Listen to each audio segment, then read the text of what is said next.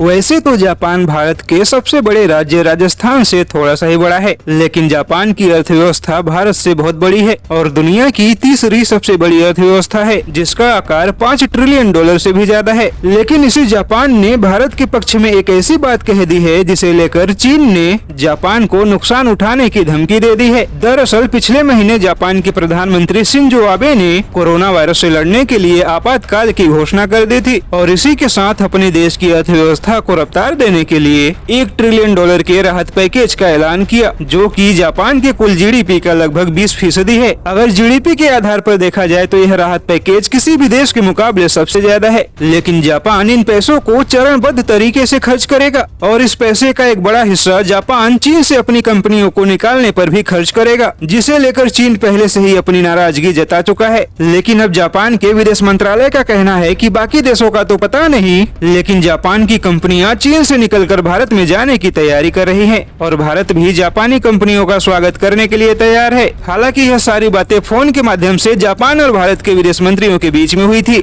लेकिन अब यह खबर सामने आने के बाद चीन की सरकारी अखबार ग्लोबल टाइम्स ने जापान को धमकी भरे अंदाज में जवाब दिया है कि जापान चीन से व्यापारिक संबंधों को बिगाड़ने की दिशा में काम कर रहा है, लेकिन जापान को इसका नुकसान कई क्षेत्रों में उठाना पड़ेगा। यानी कि चीन एक तरह से जापान को समुद्र सीमा में परेशान करने की धमकी दे रहा है। हालांकि जापान का कहना है कि हमारी कंपनियों ने अपने मूल्यांकन में भारत को निवेश के लिए बाकी देशों से बेहतर पाया है। ऐसे में अगर जापानी कंपनियां चीन से भारत जाना चाहती हैं, तो जापान और भारत दोनों ही मिलकर इन कंपनियों के नए विनिर्माण की स्थापना करने में पूरा सहयोग करेंगे। ऐसे में देखा जाए तो जापान ने चीन को यह संकेत दे दिया है कि चीन भले ही कोरोना वायरस के नुकसान की भरपाई न कर पाए, लेकिन चीन को नुकसान तो उठाना ही पड़ेगा।